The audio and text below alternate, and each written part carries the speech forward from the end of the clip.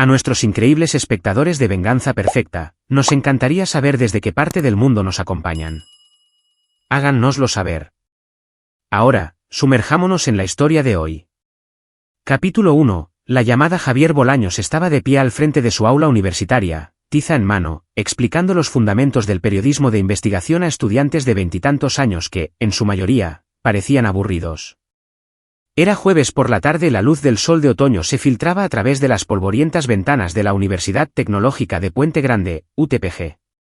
La diferencia entre un reportero y un periodista de investigación, dijo Javier, golpeando la pizarra, es la persistencia.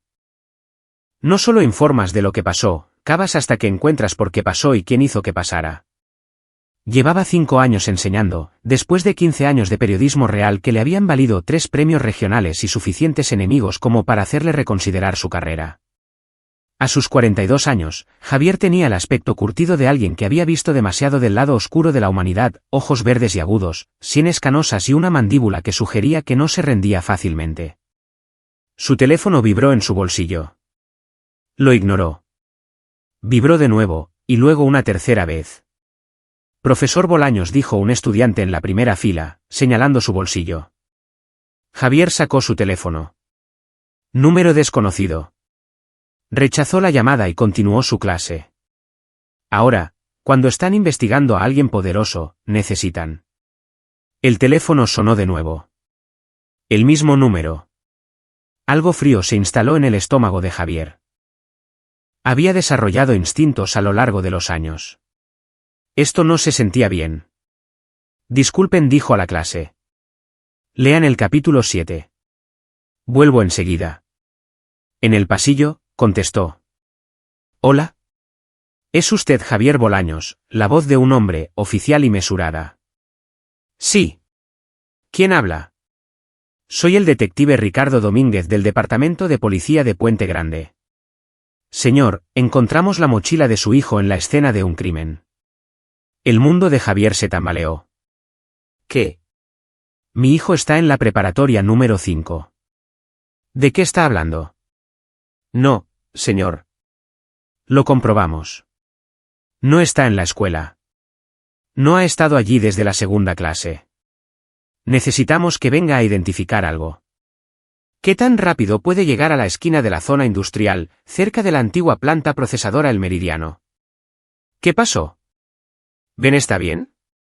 ¿Dónde está mi hijo? Señor, no sabemos dónde está su hijo. Por eso lo necesitamos aquí ahora. Javier ya se estaba moviendo, subiendo las escaleras de 2 en 2. Sus manos temblaban mientras buscaba a tientas las llaves de su coche. Benito, Ben, tenía 16 años, era inteligentísimo y últimamente había estado obsesionado con un proyecto de periodismo en el que trabajaba para el periódico de la preparatoria. Javier lo había animado. Quizás eso fue un error. El trayecto duró 17 minutos que parecieron 17 horas. Javier llamó al móvil de su esposa Catalina 4 veces. Sin respuesta. Probablemente estaba en cirugía. Era enfermera de urgencias y trabajaba en turnos rotativos en el Hospital General de Puente Grande. La antigua planta El Meridiano llevaba una década abandonada, con las ventanas rotas y las paredes cubiertas de grafitis. Ahora estaba rodeada de coches de policía, sus luces pintando las paredes de ladrillo de rojo y azul. La cinta amarilla de la escena del crimen ondeaba con el viento de octubre. Un detective fornido con un bigote gris lo recibió en la cinta. Señor Bolaños, soy el detective Domínguez. Gracias por venir tan rápido. ¿Dónde está mi hijo?, exigió Javier. Estamos tratando de localizarlo. Por aquí, por favor. Domínguez lo guió más allá de los oficiales y los técnicos forenses hasta un muelle de carga acordonado. Marcadores de evidencia salpicaban el concreto. Había manchas oscuras en las que Javier trató de no pensar. Esa es su mochila. Javier la reconoció de inmediato, una Jansport negra con un parche amarillo que Ben había cosido él mismo, el diseño estilizado de una cámara. ¿Qué pasó aquí?, preguntó Javier, con la voz hueca. Eso es lo que estamos tratando de determinar. Tenemos un hombre fallecido, de aproximadamente 30 años. Homicidio aparente. La mochila fue encontrada a 15 pies del cuerpo. Domínguez se puso guantes de látex y abrió cuidadosamente la cremallera de la mochila. Pero dentro de la bolsa. Necesita ver esto. La abrió de par en par. Javier retrocedió tambaleándose, conteniendo la respiración. Dentro, encima de los libros de texto y cuadernos, había una pistola negra de 9 milímetros en una bolsa de evidencia transparente, ya etiquetada. Pero debajo de eso, visibles a través de la bolsa abierta, había montones de fotografías, papeles y lo que parecían ser expedientes médicos. No, eso es imposible, susurró Javier. Ben no tiene un arma. Nunca ha disparado una. Esto no es. Señor, necesito que se calme, dijo Domínguez, pero su expresión era grave. Necesitamos hacerle algunas preguntas. ¿Cuándo vio a su hijo por última vez? La mente de Javier corría. Esta mañana, 7:15. Lo dejé en la escuela como siempre. Estaba bien, normal. Mencionó que tenía una reunión del club de periodismo después de la escuela. ¿Parecía nervioso? ¿Preocupado? ¿Actuaba de forma extraña? No. Escúcheme. Mi hijo no hizo lo que sea que usted cree que hizo. Ben es un buen chico. Quiere ser periodista. Ha estado trabajando en un reportaje de investigación durante semanas. No me dijo mucho al respecto. Dijo que quería que fuera una sorpresa. La voz de Javier se apagó mientras la comprensión lo invadía. La investigación. Ben había estado obsesionado con ella, pasando largas horas en la biblioteca, haciendo llamadas telefónicas misteriosas, siendo reservado de una manera que a Javier le había parecido divertida. Pensó que Ben solo estaba siendo un adolescente dramático. ¿Qué estaba investigando?, preguntó Domínguez, leyendo la expresión de Javier. No lo sé. No quiso decirlo, pero él. Javier extendió la mano hacia la mochila. ¿Esos archivos? Déjeme verlos. Señor, esto es evidencia en un homicidio. La vida de mi hijo está en peligro, detective. Puedo verlo en sus ojos. ¿Cree que fue testigo de algo o que alguien lo persigue? Por eso me llamó en lugar de simplemente enviar oficiales a mi casa. ¿Usted cree que esto es más grande que un simple caso? Domínguez estudió a Javier por un largo momento. Usted estuvo en la Crónica, ¿no es así, antes de empezar a enseñar? Recuerdo su firma. La serie sobre la corrupción de los castellanos. Eso fue hace 8 años. Le valió un premio. También le granjeó algunos enemigos poderosos muy enojados. Domínguez pareció tomar una decisión. Venga conmigo. Pero no toque nada. ¿Entendido? Se trasladaron a una mesa de evidencias instalada dentro de una furgoneta de la policía. Domínguez sacó con cuidado el contenido de la mochila de Ben, extendiéndolo. El corazón de Javier martilleaba mientras veía lo que su hijo había recopilado. Fotografías, docenas de ellas. Personas con batas médicas, algunas con aspecto enfermo, otras atadas a camas de hospital, entornos clínicos que parecían incorrectos de alguna manera, demasiado industriales, demasiado fríos. Había primeros planos de historiales médicos con nombres y anotaciones que Javier no podía leer completamente desde su posición. Documentos, correos electrónicos impresos discutiendo, sujetos, grupos de prueba y tasas de mortalidad aceptables. Transferencias financieras, una lista de nombres con fechas al lado, y X rojas sobre la mayoría de los nombres. Y entonces Javier vio un rostro que le heló la sangre. En una fotografía, de pie junto a una cama de hospital con un portapapeles, estaba Carlos Herrera. Javier reconocería ese rostro en cualquier parte, rasgos afilados, pelo oscuro peinado hacia atrás, la sonrisa de un hombre que nunca había oído la palabra no en su vida. Herrera era el CEO de Farmacéutica Veritas, una de las mayores compañías farmacéuticas del estado. Su compañía había donado una nueva ala al Hospital General de Puente Grande el año pasado. Su rostro estaba en vallas publicitarias, su nombre en edificios. Dios santo, respiró Javier. Ben encontró algo sobre Carlos Herrera. ¿Lo conoce? Todo el mundo lo conoce. Él es. La mente de Javier ya estaba trabajando. Las piezas encajando. ¿Ese hombre muerto? ¿Quién era? Domínguez dudó. Aún no tiene identificación, pero tiene marcas de pinchazos. Señales de un severo uso de drogas. Parece que ha estado viviendo en la calle por un tiempo. Era uno de los sujetos de prueba de Herrera, dijo Javier con certeza, señalando los documentos. Ben estaba investigando ensayos humanos ilegales, y Herrera se enteró. Capítulo 2. La evidencia. El detective Domínguez pidió refuerzos antes incluso de abandonar la escena del crimen. En una hora, la planta abandonada estaba repleta de oficiales adicionales, agentes de la FGR que habían llegado con una rapidez sorprendente y equipos forenses fotografiando cada centímetro de la evidencia recopilada por Ben. Javier se sentó en la parte trasera del coche de Domínguez, su mente moviéndose a 1.000.000 de millas por hora mientras intentaba de nuevo con el teléfono de Catalina. Todavía sin respuesta. Dejó otro mensaje. Catalina, llámame de inmediato. Es sobre Ben. Algo ha pasado.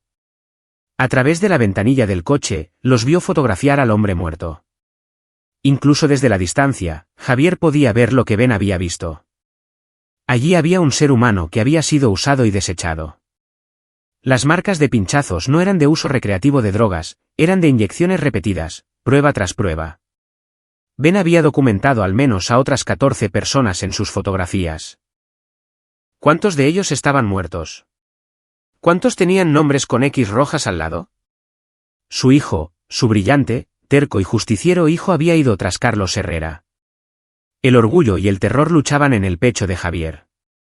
Se acercó un agente de la FGR, una mujer de unos 40 años con el pelo gris acero y los ojos agudos de alguien que había visto demasiado. Señor Bolaños, soy la agente especial Paola Hinojosa. Necesito hacerle algunas preguntas sobre su hijo. ¿Lo han encontrado?, exigió Javier, poniéndose de pie. Todavía no, pero hemos emitido una alerta y estamos revisando las cámaras de tráfico, sus registros telefónicos, todo en este momento.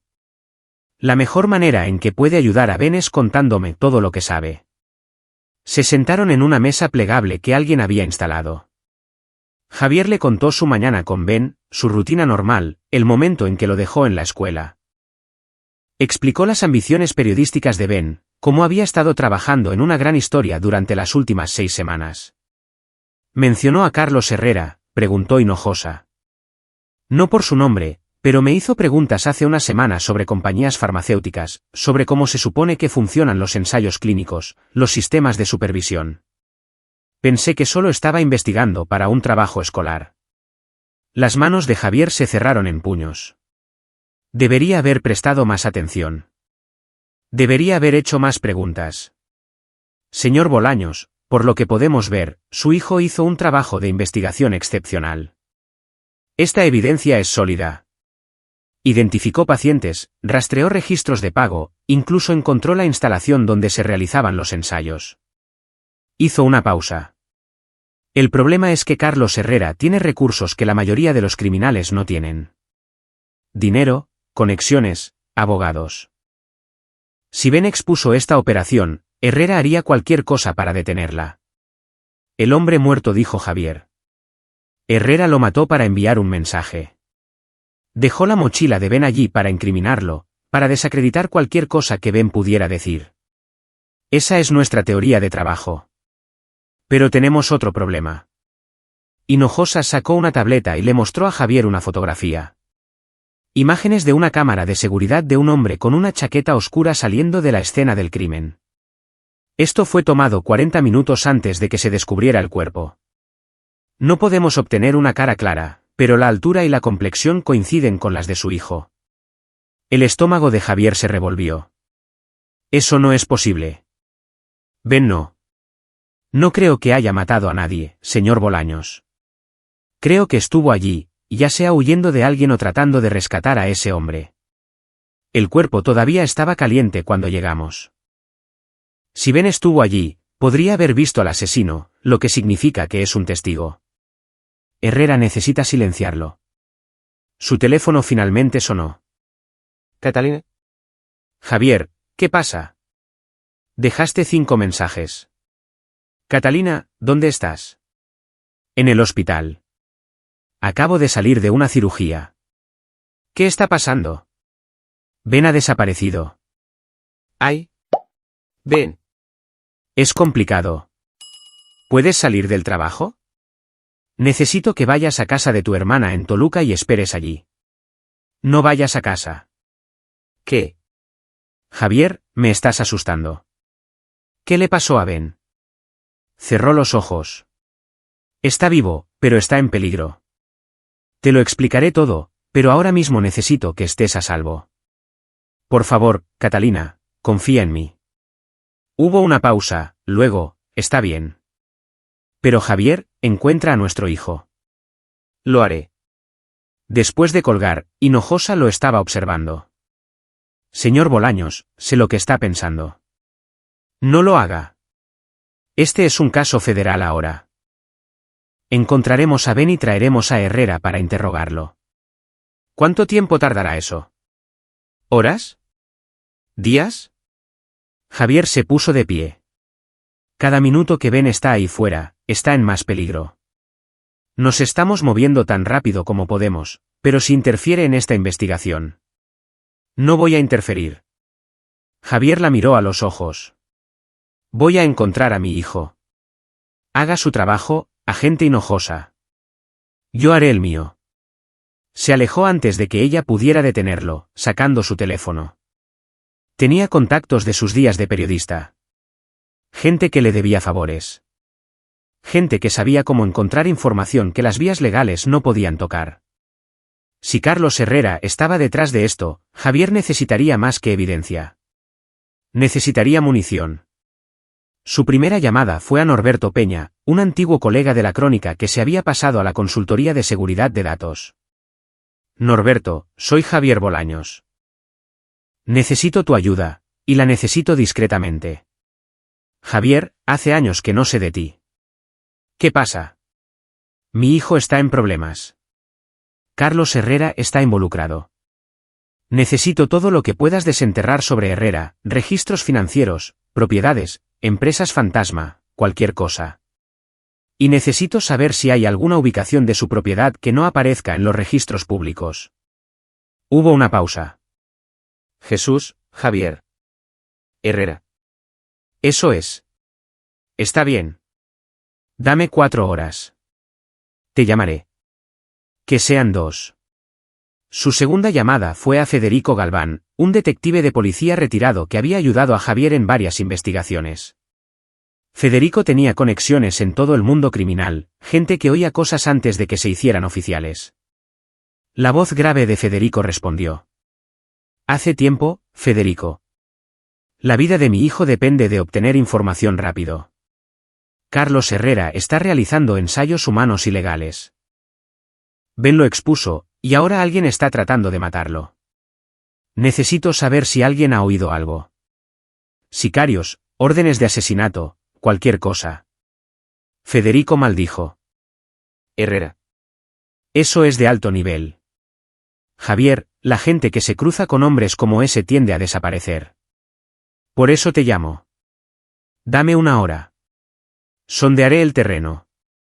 La tercera llamada de Javier fue a alguien a quien esperaba no tener que contactar nunca más, Santiago Díaz, un periodista de investigación que había pasado del periodismo legítimo a operar en las sombras.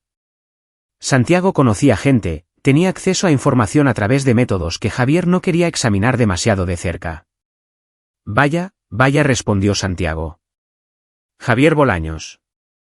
Oí que estabas enseñando a los niños a ser buenos periodistas. Ahora, necesito lo oscuro, Santiago. Carlos Herrera. ¿Dónde opera?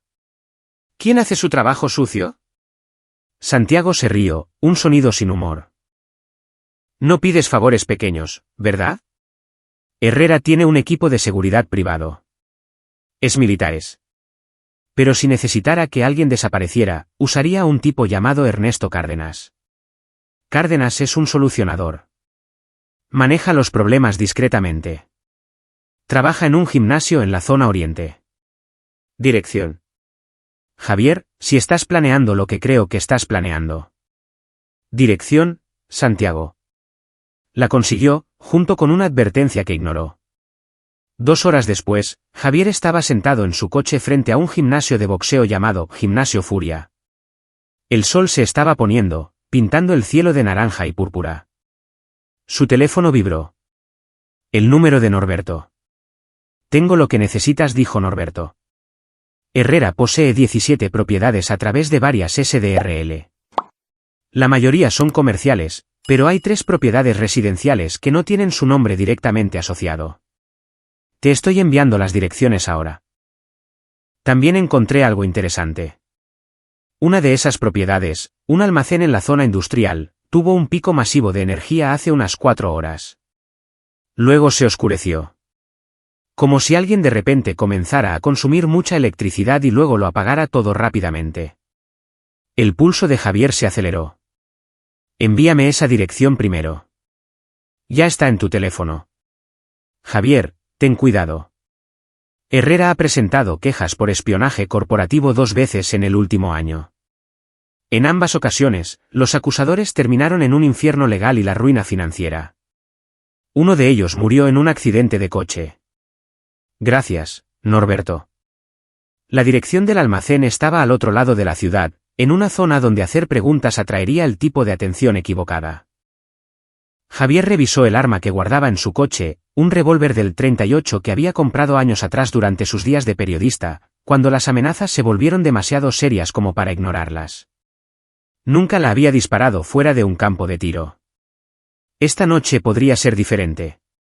Capítulo 3. La cacería. La zona industrial después del anochecer parecía sacada de una película de cine negro, luces de sodio arrojando charcos amarillentos sobre el pavimento roto, sombras que parecían vivas, el sonido distante de los silbatos de los trenes mezclándose con el zumbido urbano. Javier aparcó a 3 manzanas de la dirección que Norberto le había enviado, revisando su teléfono una vez más. Nada de Ben, pero le había enviado a su hijo mensaje tras mensaje. Voy en camino. Resiste. El almacén era una estructura de hormigón de 3 pisos con pocas ventanas, todas oscuras. Una valla de tela metálica lo rodeaba, pero Javier encontró una sección donde los eslabones habían sido cortados y doblados hacia atrás, recientemente a juzgar por los bordes metálicos frescos. Alguien más había estado aquí. Ben o quienquiera que lo estuviera cazando. Javier se deslizó, su corazón martilleando contra sus costillas. Había hecho cosas peligrosas como periodista, se había enfrentado a criminales y políticos corruptos. Pero esto era diferente. Este era su hijo. Rodeó el edificio, encontrando un muelle de carga con una puerta ligeramente entreabierta. Una luz tenue parpadeaba desde dentro. Javier sacó su revólver, sorprendido de lo firmes que estaban sus manos. El miedo estaba allí, frío y agudo en su estómago, pero su mente estaba clara. Había aprendido hace mucho tiempo a funcionar a pesar del terror. Dentro, el almacén era un laberinto de pasillos y habitaciones. Javier se movió en silencio, escuchando. En algún lugar, goteaba agua. En otro, zumbaba maquinaria. Luego oyó voces. No sé a dónde fue el chico, la voz de un hombre, áspera y molesta. El señor Herrera lo quiere encontrado esta noche. Otra voz, más tranquila pero con un matiz que sugería que la violencia siempre era una opción. El chico tiene copias de todo. Si eso se hace público. Sé lo que pasa si se hace público. Por eso estamos destrozando este lugar en lugar de ver el partido. Javier se acercó sigilosamente, asomándose por una esquina. 2 hombres con equipo táctico oscuro estaban en lo que parecía una oficina improvisada, un escritorio, ordenadores, archivadores. Pero los ordenadores estaban destrozados, los archivadores volcados. Estaban destruyendo pruebas. Detrás de ellos, a través de una puerta abierta, Javier vislumbró algo que le heló la sangre, una instalación médica. Camas de hospital, soportes para suero, equipo de monitorización, todo vacío ahora, pero las fotos que Ben había tomado habían sido en una habitación como esta. Aquí era donde Carlos Herrera había llevado a cabo sus experimentos, y Ben había estado aquí. Javier sacó su teléfono, tomando fotos con cuidado. ¿Evidencia? Si no podía encontrar a Ben ahora mismo, al menos podría documentar lo que estos hombres estaban haciendo. Revisa el sótano de nuevo, dijo la voz más tranquila. El chico no pudo haber llegado lejos. Lo hemos revisado 3 veces. Entonces revísalo 4 veces y envía a Morrison a la casa del chico. Si el niño aparece allí. Javier no esperó a oír más. Se alejó en silencio, luego se movió más rápido una vez que estuvo fuera del alcance del oído. Tenía que haber otra forma de entrar al sótano, otra entrada que Ben podría haber usado. La encontró, un conjunto de escaleras que bajaban desde el muelle de carga, escondidas detrás de una pila de palés. La puerta de abajo estaba sin llave. El sótano estaba oscuro, iluminado solo por las señales de salida de emergencia. Javier usó la linterna de su teléfono, barriéndola por las paredes revestidas con más equipo médico, estanterías de almacenamiento y papá. El corazón de Javier casi se detuvo. La voz venía de detrás de una fila de estanterías. Corrió hacia ella, doblando la esquina para encontrar a Ben acurrucado en un rincón, su rostro pálido y manchado de suciedad, sus manos temblando. «Ben». Javier se arrodilló, atrayendo a su hijo en un abrazo feroz. «Gracias a Dios». «¿Estás herido?» «Estoy bien. Estoy bien». Pero Ben estaba temblando. «Papá, lo mataron». «A Miguel». Intenté advertirle, intenté sacarlo, pero la gente de Herrera, le dispararon. Simplemente le dispararon como si no fuera nada. «Lo sé. Vi tu mochila. La evidencia que recopilaste». Javier se apartó, mirando el rostro de su hijo. «Ben, eso fue increíblemente peligroso e increíblemente valiente. Pero ahora mismo, tenemos que salir de aquí. Hay hombres arriba buscándote». «Lo soy. He estado escondido durante horas. Papá, tengo más evidencia, grabaciones, vídeos, todo. Lo subí a un servidor en la nube por si me pasaba algo». Los ojos de Ben estaban asustados pero decididos. «Carlos Herrera está matando gente. Personas sin hogar, adictos, gente que nadie echaría de menos. Está probando drogas en ellos, viendo cómo reaccionan. Algunas de las drogas funcionan. Algunas los matan. No le importa. Todos son solo datos para él». Las manos de Javier se cerraron en puños. «Vamos a detenerlo. Pero primero, vamos a sacarte de aquí». Se movieron de vuelta hacia las escaleras, pero al llegar a la puerta, Javier oyó pasos arriba. Tiró de Ben de vuelta a las sombras. «Aquí abajo», gritó una voz. «La puerta está abierta». Javier miró a su alrededor frenéticamente. Tenía que haber otra salida. Entonces la vio, una rejilla de ventilación cerca del suelo, lo suficientemente grande como para que una persona pudiera arrastrarse a través de ella. Corrió hacia ella, tirando de la rejilla. Se soltó con un chirrido de metal. «Ve», susurró Javier a Ben. «Sigue el conducto. Debería llevar afuera». «¿Y tú?» «Estaré justo detrás de ti. Ve». Ben se metió en el conducto. Javier empezó a seguirlo, pero los pasos estaban demasiado cerca. Si iba ahora, lo verían y lo seguirían. En su lugar, se levantó, alzó su revólver y salió a la luz. «Buscando a alguien», gritó Javier. El hombre que apareció era enorme, 1,93 metros, construido como un linebacker, con ojos fríos y un arma ya desenfundada. «Señor Bolaños». El señor Herrera pensó que podría aparecer. «No podías dejarlo estar, ¿verdad? Igual que tu hijo». «Ernesto Cárdenas», adivinó Javier. «Familia inteligente». Cárdenas sonrió sin calidez. «Suelta el arma. Tu chico no está aquí, y no vas a salir de este edificio si no cooperas. No voy a soltar nada hasta que me digas dónde está Carlos Herrera. ¿Quieres conocer al señor Herrera? Puedo arreglarlo». El arma de Cárdenas no vaciló. «Está muy interesado en conocerte. Quiere discutir cómo podemos llegar a un entendimiento sobre lo que tu hijo encontró». La mente de Javier corría. Si iba con Cárdenas, podría llegar a Herrera, pero estaría caminando hacia una trampa. Si no lo hacía, Cárdenas seguiría cazando a Ben. A menos que... «Bien», dijo Javier, bajando su arma. «Llévame con Herrera». «Pero mi hijo se va libre». «Así no funciona esto». «Entonces tenemos un problema». Javier levantó su arma de nuevo. «Porque estoy dispuesto a apostar que puedo ponerte una bala antes de que tú me la pongas a mí. Quizás ambos muramos aquí. O quizás me lleves con tu jefe, cobres tu sueldo y te ocupes del chico más tarde. Cárdenas lo consideró. Luego, sorprendentemente, se rió. Tienes agallas, Bolaños. De acuerdo, vamos a ver al señor Herrera. Pero si tu chico aparece, el trato se anula. Entendido. Mientras Cárdenas lo conducía escaleras arriba y hacia un todoterreno negro, Javier vislumbró una rejilla de ventilación en el costado del edificio, colgando abierta. Ben estaba libre. Eso era todo lo que importaba. Ahora Javier solo tenía que sobrevivir lo suficiente para terminar lo que su hijo había empezado. Capítulo 4. La guarida del monstruo. El todoterreno condujo durante 20 minutos, dejando atrás la zona industrial por un barrio de lujo donde las casas se erigían tras verjas y setos, donde la gente normal no veía la oscuridad que acechaba en lugares como el mundo de Carlos Herrera. Javier mantuvo las manos firmes en su regazo, muy consciente del arma que el compañero de Cárdenas le había quitado.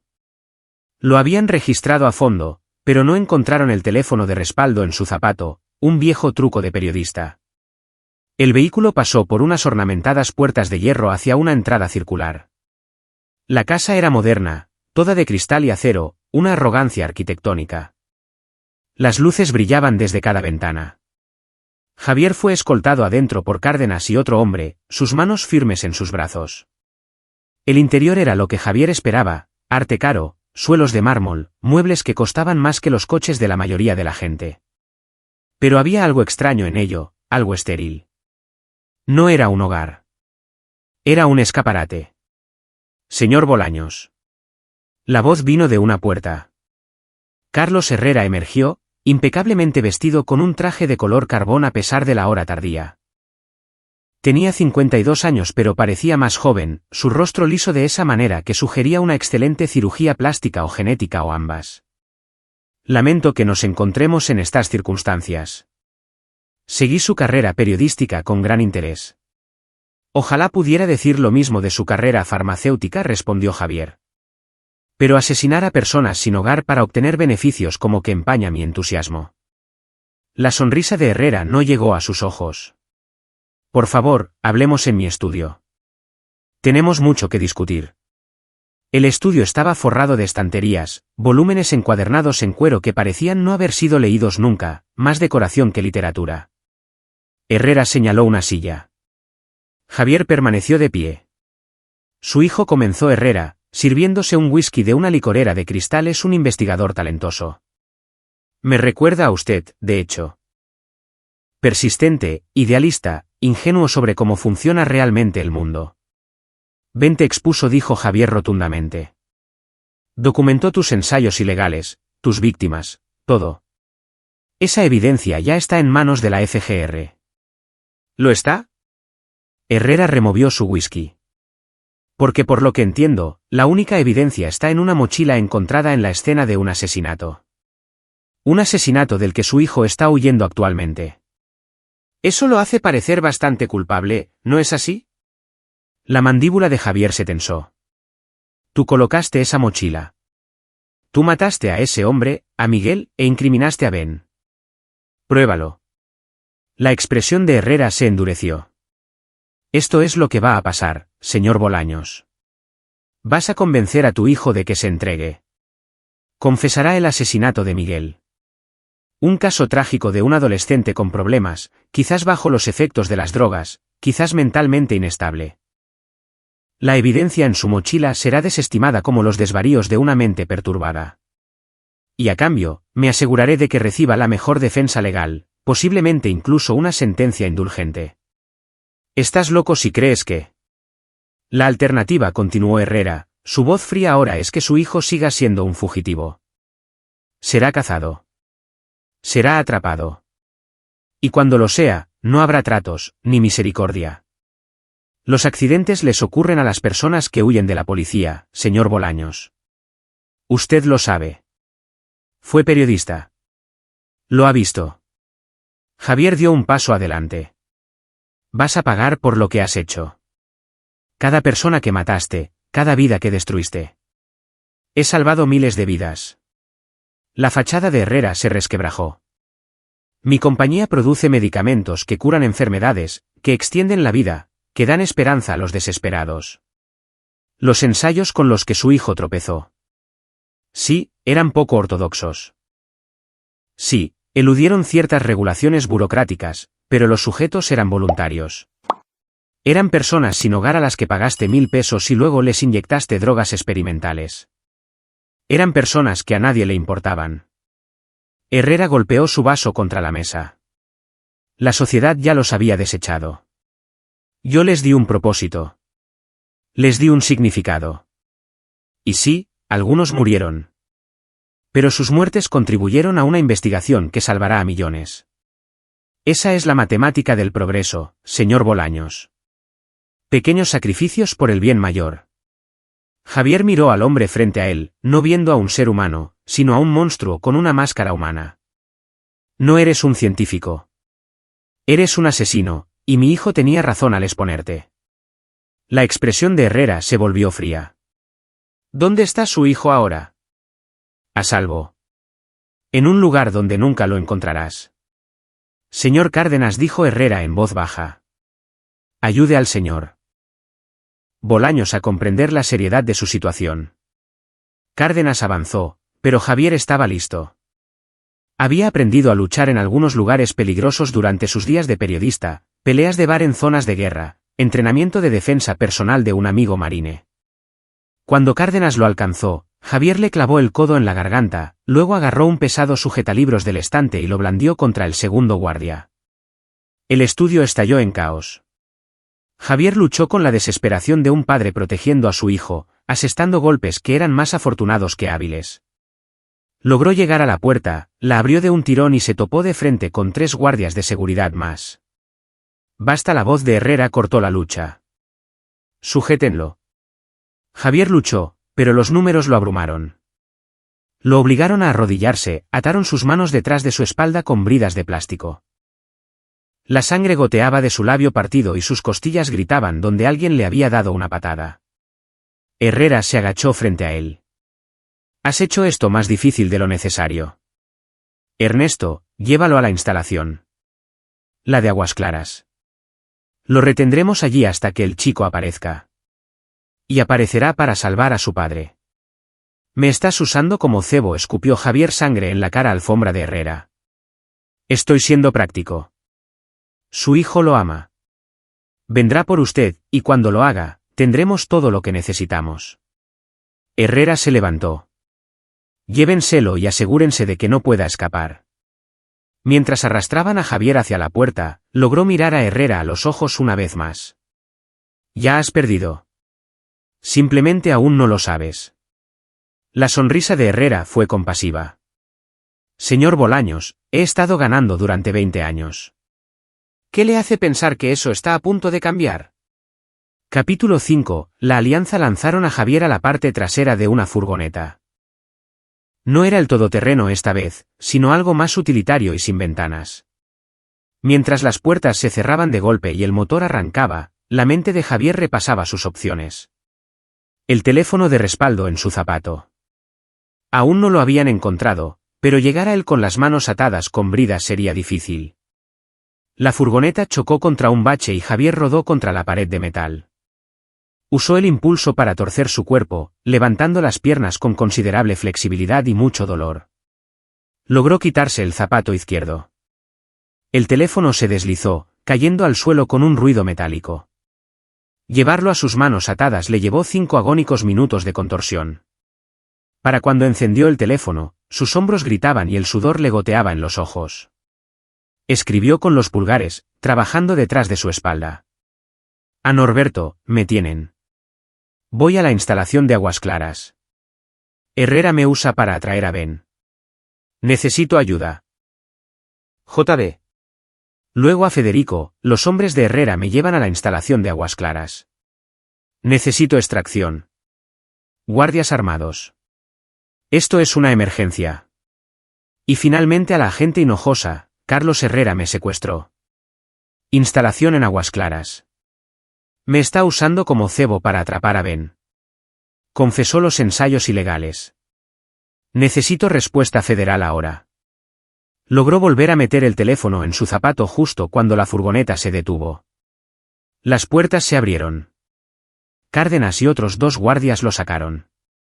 La instalación de Aguas Claras era otro almacén, pero este estaba en mejores condiciones, no abandonado, pero claramente utilizado para fines que no querían atención pública. Cárdenas hizo marchar a Javier por un pasillo que olía a antiséptico y a algo más, algo que le revolvió el estómago a Javier. Pasaron por habitaciones con puertas reforzadas, pequeñas ventanas que mostraban camas de hospital vacías en el interior. Aquí era donde Herrera había realizado más ensayos. ¿Cuántas personas habían muerto en este edificio? Cárdenas empujó a Javier a una pequeña habitación. Paredes de hormigón, una única silla de metal atornillada al suelo, un desagüe en el centro en el que Javier trató de no pensar. Lo aseguraron a la silla con más bridas de plástico. ¿Cómodo?, preguntó Cárdenas con una sonrisa burlona. Tu jefe va a ir a la cárcel, dijo Javier. Y tú irás con él. Tu chico debería haberse metido en sus asuntos. Ahora ha hecho esto personal para el señor Herrera. Y cuando el señor Herrera se toma las cosas personalmente, la gente no suele sobrevivir a la experiencia. Cárdenas se dirigió a la puerta. Alguien vendrá a verte en unas horas. O quizás simplemente esperemos a que aparezca tu hijo. De cualquier manera, no saldrás vivo de esta habitación. La puerta se cerró de golpe.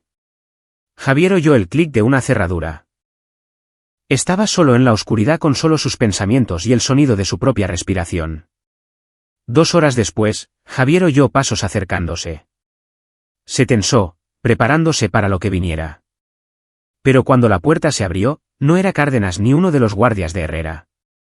Era una mujer de unos 60 años, delgada y de aspecto severo, con una bata médica blanca. Llevaba un botiquín de primeros auxilios. Señor Bolaños, dijo, con voz nítida y clínica. Mi nombre es doctora Julia Beltrán. El señor Herrera me pidió que me asegurara de que se encuentra en condiciones adecuadas. ¿Para estar lo suficientemente sano como para que me maten más tarde?, preguntó Javier amargamente. La doctora Beltrán no respondió. Se movió para examinar el corte en su labio, los moretones en su cara.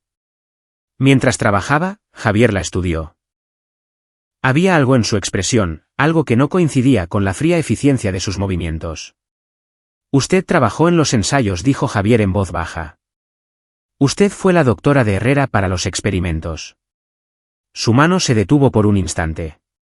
Soy médico. Sigo órdenes. Usted hizo un juramento. Primero, no hacer daño. El mundo no es tan simple como los juramentos, señor Bolaños. Pero su voz vaciló ligeramente. Javier se arriesgó. ¿Cuánta gente murió? ¿A cuánta gente vio morir? Porque Carlos Herrera valora el beneficio por encima de la vida humana. La mandíbula de la doctora Beltrán se tensó. Terminó de limpiar sus heridas en silencio, luego comenzó a guardar su botiquín. Pero al llegar a la puerta, se volvió. 37, dijo en voz baja. 37 personas murieron en los ensayos que supervisé. Me dije a mí misma que era por el bien mayor. Me dije que eran voluntarios que entendían los riesgos. Me dije muchas cosas. Miró a Javier con ojos atormentados. La evidencia de su hijo, esos nombres con X, conocía a cada uno de ellos. María, que cantaba en español y hablaba de sus hijos. Tomás, que había sido maestro antes de que la adicción destruyera su vida. Kevin, que intentaba desintoxicarse. No eran sujetos. Eran personas. Entonces ayúdeme a detener a Herrera, dijo Javier con urgencia. Ayúdeme a salir de aquí. No puedo. Me matará. De todos modos, le va a matar, doctora. Los hombres como Herrera no dejan cabos sueltos. Usted es testigo de sus crímenes. Una vez que ya no la necesite, ¿de verdad cree que sobrevivirá? Las manos de la doctora Beltrán temblaban. Incluso si quisiera ayudarle, no podría. Esta instalación tiene 8 guardias, todos armados. Está encerrado y no tengo llaves. Y el señor Herrera tiene a mi hija. El corazón de Javier se hundió. ¿Qué? Mi hija, Mónica. Trabaja para Farmacéutica Veritas. Herrera le dio un puesto de prestigio hace 2 años. Su forma de asegurar mi lealtad. Si lo traiciono, destruirá su carrera. O algo peor. Lágrimas se formaron en sus ojos. Estoy atrapada, igual que esas personas que dejé morir. Entonces también sacaremos a su hija, dijo Javier. Doctora, tengo gente fuera. Agentes federales, conexiones. Si me ayuda, me aseguraré de que tanto usted como Mónica estén protegidas. Usted no entiende de lo que es capaz Herrera. Entiendo exactamente de lo que es capaz. Pero también entiendo que a veces hay que plantarse, incluso cuando estás aterrorizado. Mi hijo lo hizo. Tiene 16 años y arriesgó todo para exponer la verdad. ¿Puede usted hacer menos? La doctora Beltrán se quedó allí un largo momento, con las lágrimas corriendo por su rostro. Luego metió la mano en el bolsillo de su bata y sacó un bisturí. Cortaré sus ataduras, susurró. Pero necesito que espere hasta la rotación de guardias a las 3 de la madrugada. Es cuando solo hay 2 guardias de servicio, y suelen estar medio dormidos. Hay una salida por la sala de suministros médicos al final del pasillo este. La dejaré sin llave. Gracias, dijo Javier mientras ella cortaba las bridas. Y doctora, está haciendo lo correcto. Eso espero. Se dirigió a la puerta, luego se detuvo. Su hijo, Ben, ¿está a salvo? Eso espero. Bien. Es más valiente de lo que yo nunca fui. Después de que ella se fue, Javier esperó en la oscuridad, masajeando sus muñecas para que recuperaran la sensibilidad.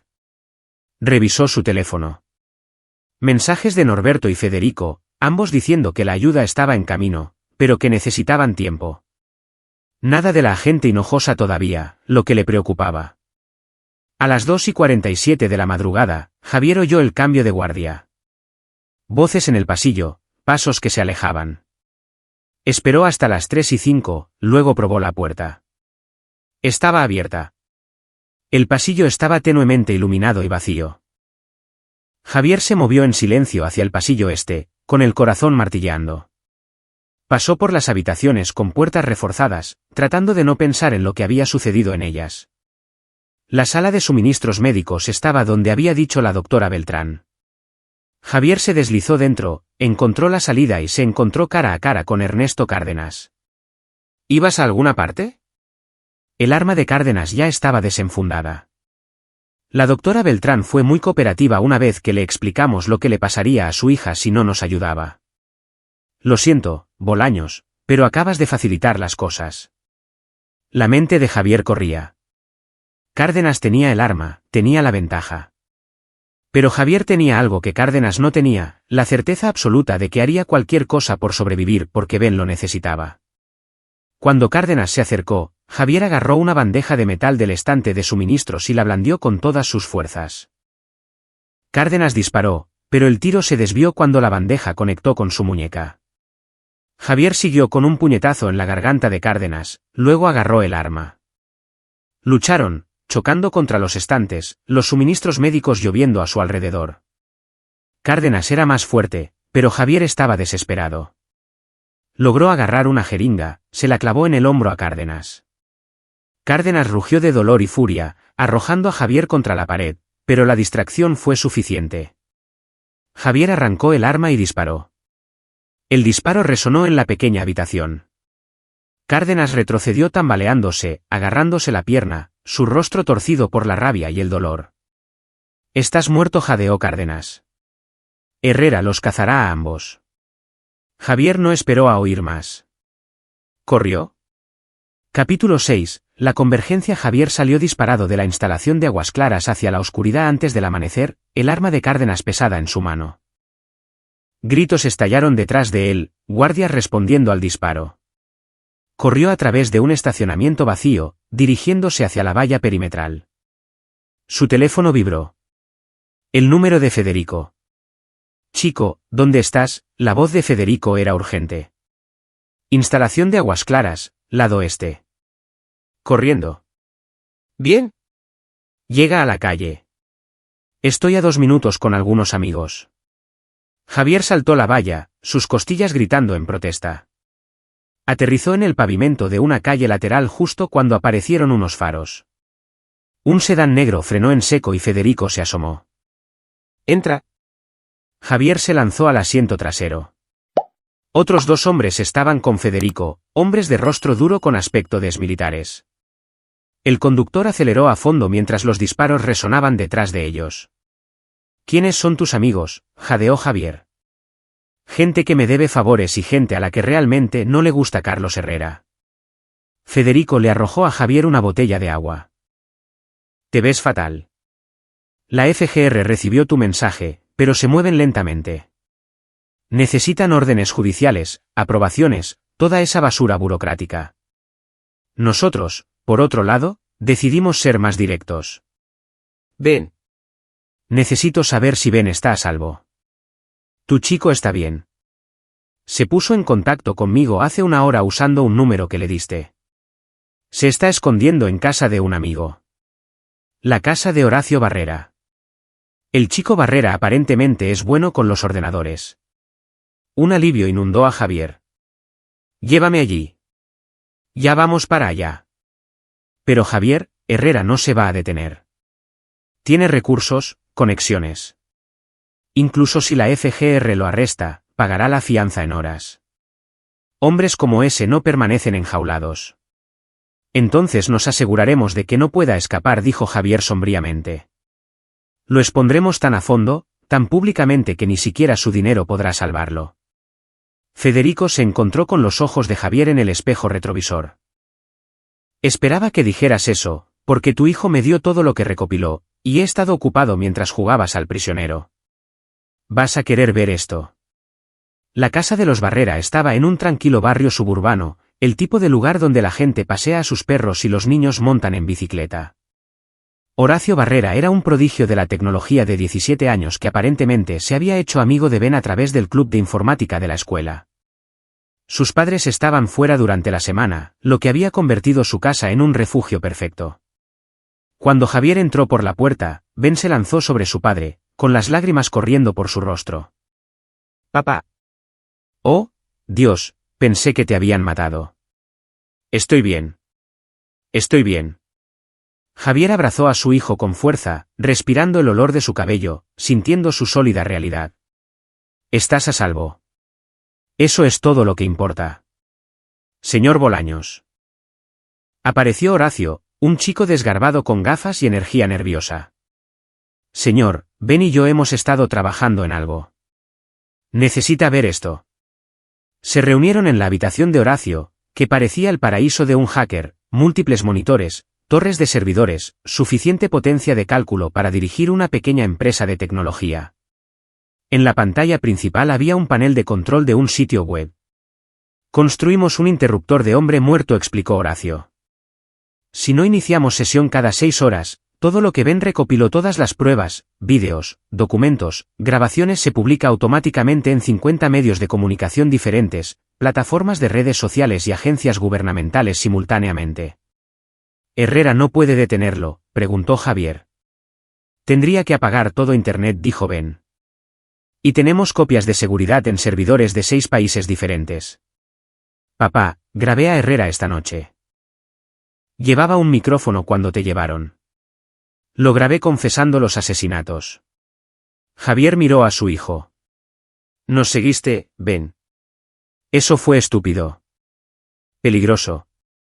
«Lo sé, pero sabía que irías tras él, y sabía que necesitarías pruebas». La expresión de Ben era feroz, decidida. «No voy a esconderme más, papá. Vamos a terminar esto». Federico se aclaró la garganta. «Tu chico tiene agallas.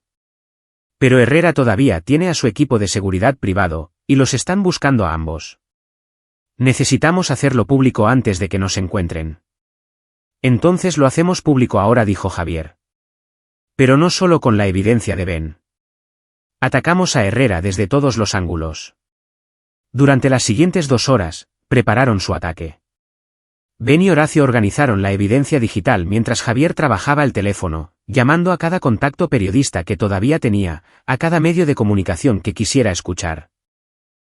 Norberto envió registros financieros que mostraban las empresas fantasma y el lavado de dinero de Herrera. Santiago proporcionó conexiones con las familias de las víctimas, personas que podían testificar sobre sus seres queridos perdidos. A las 7 de la mañana, estaban listos.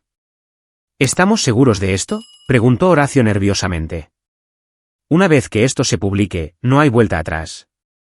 Ese es el punto, dijo Ben, su mano flotando sobre el teclado.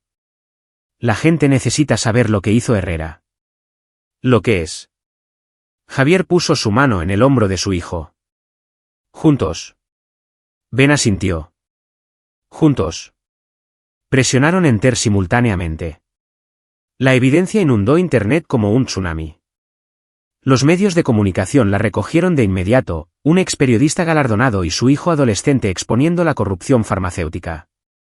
En 20 minutos, era tendencia en las redes sociales. En una hora, las principales cadenas de noticias estaban cubriendo la historia. El teléfono de Javier explotó con llamadas, productores de noticias, otros periodistas, incluso algunos de sus antiguos colegas. Ignoró a la mayoría, pero respondió cuando apareció el número de la agente Hinojosa. Señor Bolaños, dijo ella, con la voz tensa de ira contenida y admiración a regañadientes. Acaba de hacer mi trabajo increíblemente fácil e increíblemente complicado a la vez. ¿Tienes suficiente para arrestar a Herrera? Tenemos suficiente para arrestarlo, acusarlo y encerrarlo por el resto de su vida. Mi equipo se está moviendo sobre él ahora. Pero usted y su hijo necesitan venir. Todavía hay gente ahí fuera que los quiere muertos. Iremos, acordó Javier. Pero agente Hinojosa, asegúrese de que su caso sea sólido como una roca. Herrera tiene dinero y abogados. Después de lo que acaba de publicar, Herrera no podría comprar su salida de esto ni aunque tuviera todo el dinero del mundo. Lo ha destruido, señor Bolaños, completa y absolutamente. Todos los canales de noticias del país están cubriendo esta historia. Las acciones de su compañía se han desplomado. Está acabado. Después de colgar, Javier miró alrededor de la habitación. Federico sonreía. Horacio parecía asombrado. Ben solo parecía agotado y aliviado. Lo hicimos, dijo Ben en voz baja. Realmente lo hicimos. Tú lo hiciste, corrigió Javier. Viste algo malo y no miraste para otro lado. Eso requiere un coraje que la mayoría de los adultos no tienen. Aprendí del mejor, respondió Ben. Antes de que Javier pudiera responder, el teléfono de Federico sonó. Respondió, escuchó. Luego su expresión se oscureció. Javier, tenemos un problema. Herrera no está en su casa. Su equipo de seguridad lo evacuó antes de que llegara la FGR. Está huyendo. Capítulo 7. La trampa. Carlos Herrera estaba huyendo, pero no como la mayoría de los fugitivos. Los hombres con sus recursos no se esconden en moteles ni huyen a otros países fácilmente. Tienen planes, contingencias, jets privados registrados a nombre de corporaciones fantasma y casas seguras en países sin tratados de extradición. Pero Javier sabía algo que Herrera no sabía. Sabía exactamente a dónde iría Herrera. La sede de la compañía, le dijo Javier a la agente Hinojosa por teléfono. Farmacéutica Veritas. Tiene una oficina privada allí con una habitación segura. Vi los planos una vez cuando investigaba a otra compañía farmacéutica. El tipo de personalidad de Herrera no huirá sin su póliza de seguro. ¿Qué póliza de seguro?, preguntó Hinojosa. Evidencia que puede usar como palanca. Sobornos a políticos, jueces, otras personas poderosas. Herrera no caerá solo. Se llevará a todos con él si es necesario. Pero esa evidencia está en la caja fuerte de su oficina. ¿Cómo sabe esto? Porque es lo que yo haría. Y Herrera piensa como yo. Solo que él está dispuesto a cruzar líneas que yo nunca cruzaría. Hubo una pausa, luego, mi equipo se dirige a la sede de Veritas ahora. Señor Bolaños, necesito que se quede donde está. Esta es una operación federal. Agente Hinojosa, con todo el respeto, Herrera nos quiere muertos a mi hijo y a mí. La única forma de terminar con esto es terminar con él, y conozco su mente mejor que su equipo. Eso suena peligrosamente cercano a la justicia por mano propia. Llámelo como quiera, pero voy para allá. Colgó antes de que ella pudiera discutir. Ben se levantó. Yo también voy. No, dijo Javier con firmeza. Absolutamente no. Papá, esta es mi historia, mi investigación. No me voy a quedar al margen. Ven, tiene razón, dijo Federico en voz baja. El chico se lo ha ganado. Y a veces, la única forma de superar algo de verdad es verlo hasta el final. Javier miró a su hijo, de 16 años, magullado y agotado, pero con un acero en los ojos que le recordaba a sí mismo a esa edad. ¿Cuándo había crecido Ben? ¿Cuándo se había vuelto tan valiente? Quédate detrás de mí, dijo finalmente Javier. Haz exactamente lo que yo diga cuando lo diga. ¿Entendido? Sí, señor. Federico los llevó a Farmacéutica Veritas mientras el sol salía sobre Puente Grande. La sede de la compañía era una reluciente torre de cristal y acero, el tipo de edificio diseñado para inspirar confianza y proyectar poder. Las furgonetas de noticias ya se estaban reuniendo afuera, los periodistas oliendo la sangre en el agua. La FGR está estableciendo un perímetro, señaló Federico. Intentarán negociar la salida de Herrera. Herrera no negocia cuando está acorralado, dijo Javier. Aparcaron a una manzana y se acercaron a pie, manteniéndose entre la multitud de reporteros y curiosos. La gente hinojosa los vio de inmediato y se abrió paso entre la multitud. Les dije que se mantuvieran alejados, le dijo a Javier, pero no había verdadera ira en su voz. ¿Está dentro? Creemos que sí. Su coche está en el garaje ejecutivo. La seguridad del edificio dice que llegó hace una hora con 2 de sus hombres, los que no disparaste ni hospitalizaste. ¿Cuál es tu plan? Esperar a que salga. Cortar la energía y las comunicaciones. Protocolo estándar. Javier negó con la cabeza. Tendrá generadores de respaldo y teléfonos satelitales. Y cuanto más esperes, más tiempo tendrá para destruir pruebas o coordinar un escape más permanente. Tienes que entrar ahora. Aún no tenemos una orden judicial. Tienes causa probable. El hombre es buscado por asesinato. Agente Hinojosa, sé que quiere hacer esto según las reglas, pero las reglas no funcionarán con Carlos Herrera. Él escribió su propio libro, y todo trata de ganar a cualquier costo. Hinojosa estudió el rostro de Javier. ¿Tienes un plan? El sistema de ventilación del edificio se conecta con el estacionamiento. Hay un punto de acceso. La seguridad no estará vigilando porque se considera parte de la estructura subterránea. Puedo entrar, llegar a la oficina de Herrera. Eso es allanamiento de morada. Eso es ahorrar tiempo mientras reúnes a tu equipo táctico. Para cuando estén listos para entrar, habré confirmado la ubicación de Herrera y evaluado el nivel de amenaza. Señor Bolaños. Javier, no puedo autorizar esto oficialmente. Entonces, extraoficialmente, mira para otro lado durante 10 minutos. Hinojosa miró a Ben. Y su hijo se queda con usted, bajo protección. Ben comenzó a protestar, pero Javier lo interrumpió con una mirada. Esto no es negociable, Ben. Has hecho más de lo que cualquiera podría pedir. Déjame terminarlo. Federico dio un paso adelante. El chico se queda conmigo y la gente. Si no vuelves en 30 minutos, entraremos con todo. Javier asintió. Se volvió hacia Ben una vez más, poniendo sus manos en los hombros de su hijo. Estoy orgulloso de ti. Pase lo que pase, recuérdalo. Papá, no hables como si. Estaré bien. Pero por si acaso, recuerda, eres la persona más valiente que conozco.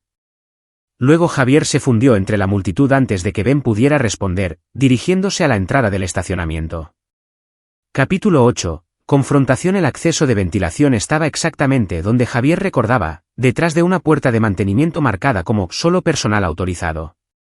Forzó la cerradura con herramientas que Federico le había dado, luego se arrastró por los conductos. 20 años atrás, esto habría sido más fácil. A los 42, el cuerpo de Javier protestaba con cada movimiento, pero siguió adelante, navegando por el laberinto de conductos de memoria e instinto. Había estudiado esos planos años atrás durante una investigación diferente, sin imaginar nunca que usaría ese conocimiento para cazar a un asesino. El conducto se abría a un pasillo de servicio en el piso ejecutivo. Javier se dejó caer, revisó el arma de Cárdenas todavía cargada, 3 balas restantes y se dirigió hacia la oficina de Herrera. El pasillo estaba inquietantemente silencioso. Debería haber seguridad por todas partes, pero estaba vacío. Eso significaba que Herrera había retirado a sus guardias a su oficina para una última resistencia. Javier llegó a las pesadas puertas de madera marcadas como Carlos Herrera, CEO, y apoyó la oreja contra ellas. Voces dentro, agitadas. No me importa lo que diga la FGR. Prepara el jet ahora. Señor Herrera, han congelado sus cuentas. Los pilotos no volarán sin. Entonces encuentra pilotos que lo hagan. No voy a ir a la cárcel porque un mocoso adolescente y su padre santurrón decidieron jugar a los héroes. Javier probó el pomo de la puerta. Cerrado con llave. Pero había una oficina 2 puertas más abajo, la oficina del asistente ejecutivo de Herrera. Javier se dirigió a ella, la encontró abierta y entró. La oficina del asistente se conectaba con la de Herrera a través de una puerta interior, estándar para los ejecutivos que querían una comunicación fácil. Javier se acercó a ella, probó el pomo. Abierta por este lado. La empujó y entró en el santuario privado de Carlos Herrera. La oficina era enorme, ventanas del suelo al techo con vistas a la ciudad, muebles caros, paredes forradas de premios y fotos de Herrera con celebridades y políticos. Y allí, detrás de su escritorio, estaba el propio Carlos Herrera, flanqueado por 2 guardias de seguridad con armas muy grandes. Hola, Carlos, dijo Javier, levantando su propia arma. Herrera no se inmutó. Señor Bolaños. Me preguntaba cuándo aparecería. ¿Es usted predecible? ¿Lo soy? Porque usted es el que está atrapado en su oficina mientras la FGR rodea el edificio. Atrapado es una cuestión de perspectiva. Herrera hizo un gesto a sus guardias. Caballeros, por favor, escolten al señor Bolaños a la azotea. Nos iremos juntos. ¿Un seguro, entiende? Una vez que esté a salvo, pueden liberarlo. Probablemente. Los guardias avanzaron, pero Javier mantuvo su arma firme. Esto es lo que realmente va a pasar. Usted se va a rendir. Sus hombres van a bajar sus armas, y todos saldrán de aquí pacíficamente. Herrera se rió. ¿Por qué haría yo eso? Usted tiene un arma, 3 balas como máximo. Mis hombres tienen armas automáticas y chalecos antibalas. Las matemáticas no le favorecen. Las matemáticas no le favorecen a usted, replicó Javier. Mi hijo publicó todo. Su compañía está destruida. Sus activos están congelados. Cada persona a la que sobornó o chantajeó se está volviendo en su contra ahora mismo para salvarse. No le queda nada, Herrera. La única pregunta es si cae como un criminal o como un asesino que murió en un tiroteo con la policía. ¿Cree que ha ganado? La compostura de Herrera se resquebrajó. Ha arruinado todo lo que construí. 20 años de investigación, de progreso, de avanzar la medicina humana, todo destruido por un niño con una cámara. Usted mató a 37 personas, dijo Javier en voz baja. 37 seres humanos con nombres, familias y sueños. Los mató porque eran sujetos de prueba convenientes. Eso no es medicina, Herrera. Eso es asesinato. No eran nadie.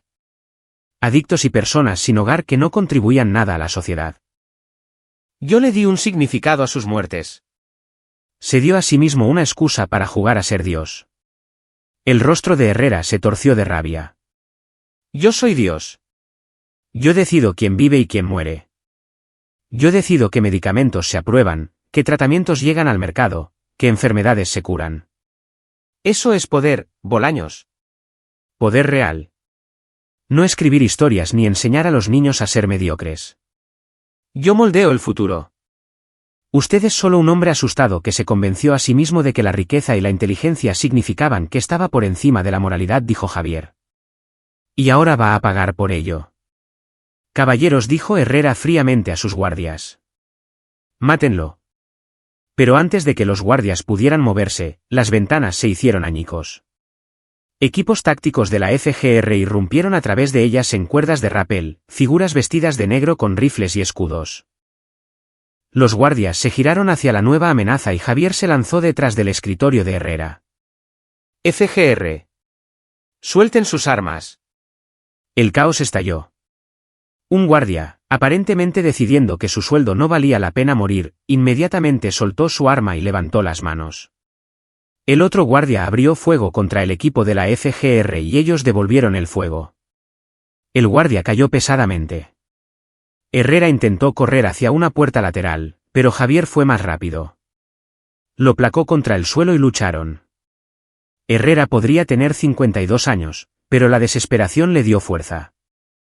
«Arruinaste todo», gritó Herrera, sus manos yendo hacia la garganta de Javier. «¿Todo?» Javier le dio un rodillazo en el estómago a Herrera, rompiendo el estrangulamiento. Luego agarró a Herrera por su caro traje y lo levantó. «Se acabó», dijo Javier. «Estás acabado». La agente Hinojosa se acercó, su equipo asegurando la habitación. Carlos Herrera está bajo arresto por múltiples cargos de asesinato, conspiración, secuestro y otras 20 acusaciones que disfrutaré explicando durante su comparecencia. Mientras los agentes de la FGR esposaban a Herrera y le leían sus derechos, el rostro del hombre pasó por una transformación, de la rabia a la incredulidad y a algo parecido a la resignación. Su imperio había caído en menos de 12 horas. «¿Cómo?», preguntó Herrera, mirando a Javier. «¿Cómo lo hizo?». «Yo no lo hice», respondió Javier.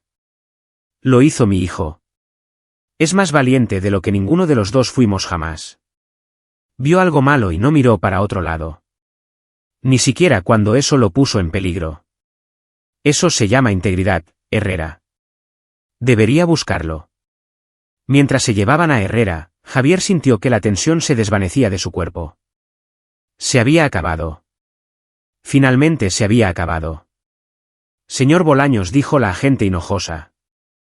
«Usted también está bajo arresto». «¿Qué?». «Allanamiento de morada en un edificio privado, interferencia en una investigación federal, asalto a un guardia de seguridad». «¿Sigo?». Javier la miró fijamente, luego vio la leve sonrisa en la comisura de sus labios. Sin embargo, continuó: «Dadas las circunstancias y su cooperación, estoy dispuesta a liberarlo bajo mi custodia, pendiente de una declaración formal. Ya resolveremos los detalles más tarde». «Gracias». «No me des las gracias todavía. Tienes a unos 50 reporteros abajo que quieren entrevistas, y tu hijo está teniendo un ataque de nervios porque cree que estás muerto». Capítulo 9. Resolución. 3 meses después, Javier estaba en el auditorio de una universidad viendo a Ben aceptar un premio de la Sociedad Nacional de Periodismo Estudiantil. El chico se veía incómodo con su traje, pero orgulloso. Catalina apretó la mano de Javier. «Es increíble», susurró. «De tal palo, tal astilla».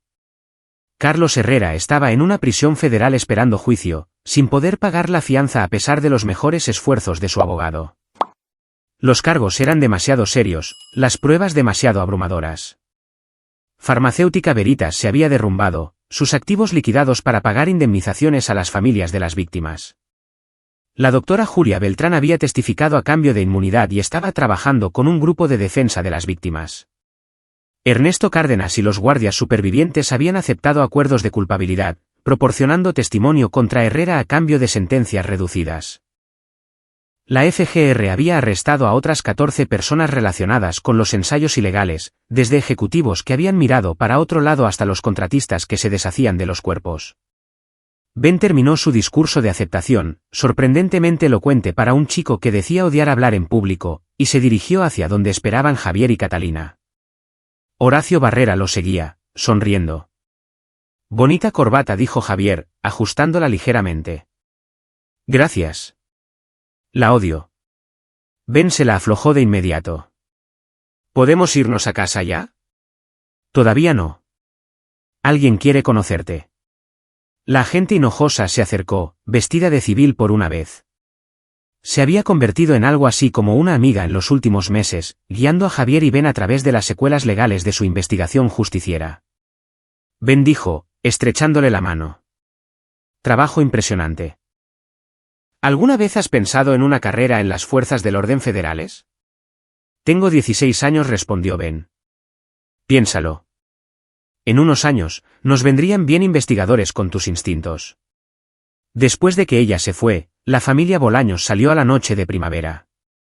La atención mediática finalmente se había calmado. Javier había vuelto a enseñar, aunque había comenzado un podcast de periodismo de investigación con Federico que estaba ganando popularidad. Ben se había convertido en una especie de celebridad en la escuela, aunque parecía más avergonzado que orgulloso de ello. «Oye, papá», dijo Ben cuando llegaron al coche. «Sí. Eso que dijiste sobre estar orgulloso de mí. Yo también estoy orgulloso de ti. Viniste a por mí. Arriesgaste todo». Javier atrajo a su hijo en un abrazo. «Siempre. Sin importar qué. Eso es lo que hacen los padres. Incluso cuando sus hijos hacen cosas estúpidas y peligrosas como investigar a compañías farmacéuticas. Especialmente entonces».